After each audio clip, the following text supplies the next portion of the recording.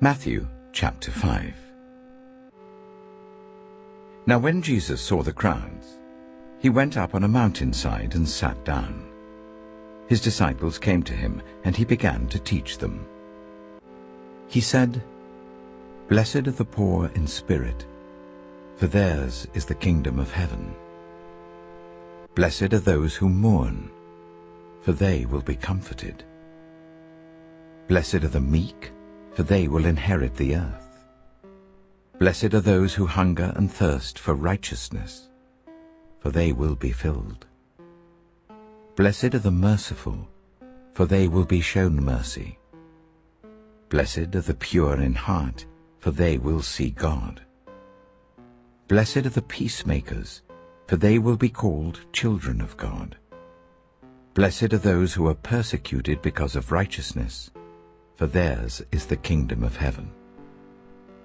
Blessed are you when people insult you, persecute you, and falsely say all kinds of evil against you because of me. Rejoice and be glad, because great is your reward in heaven, for in the same way they persecuted the prophets who were before you. You are the salt of the earth. But if the salt loses its saltiness, how can it be made salty again?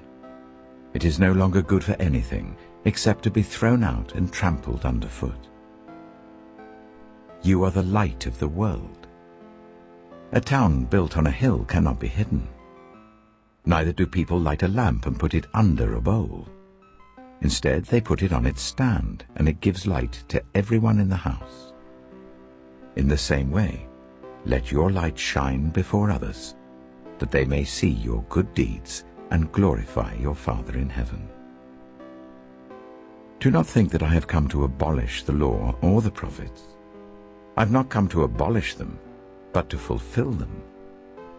For truly I tell you, until heaven and earth disappear, not the smallest letter, not the least stroke of a pen, will by any means disappear from the law until everything is accomplished.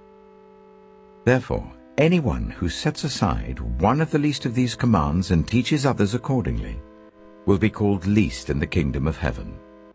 But whoever practices and teaches these commands will be called great in the kingdom of heaven.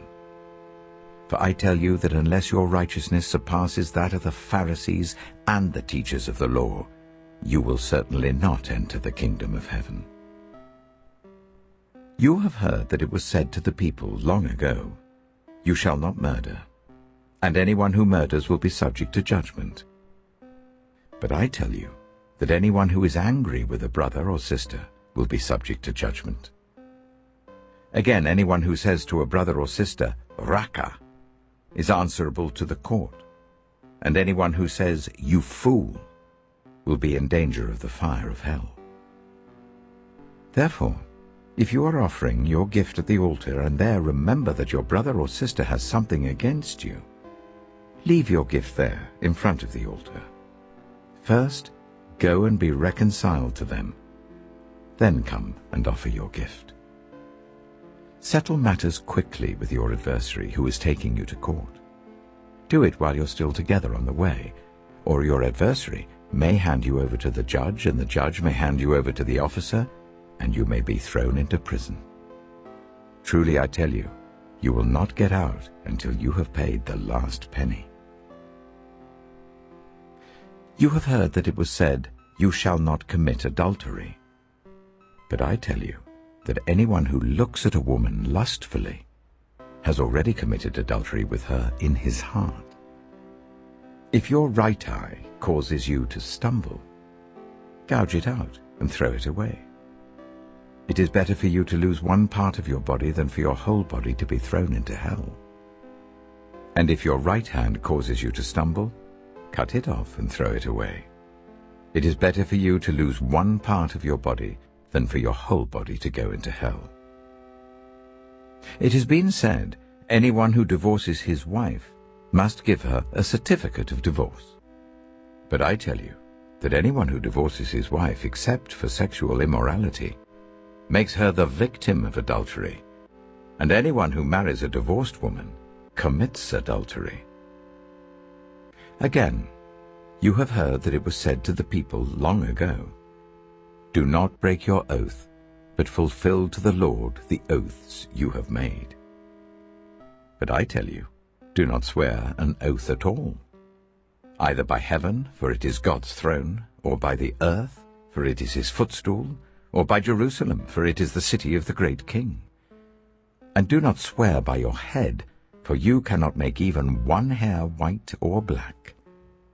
All you need to say is simply yes or no. Anything beyond this comes from the evil one.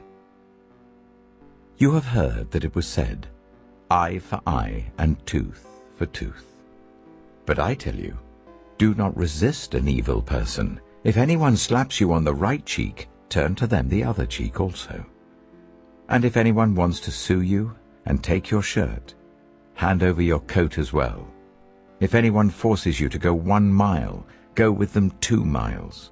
Give to the one who asks you, and do not turn away from the one who wants to borrow from you. You have heard that it was said, "Love your neighbor and hate your enemy." But I tell you, love your enemies and pray for those who persecute you, that you may be children of your Father in heaven. He causes his sun to rise on the evil and the good, and sends rain on the righteous and the unrighteous. If you love those who love you, what reward will you get?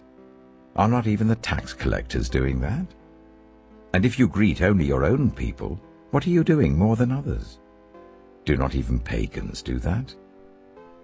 Be perfect, therefore, as your heavenly Father is perfect. Matthew chapter 6. Be careful not to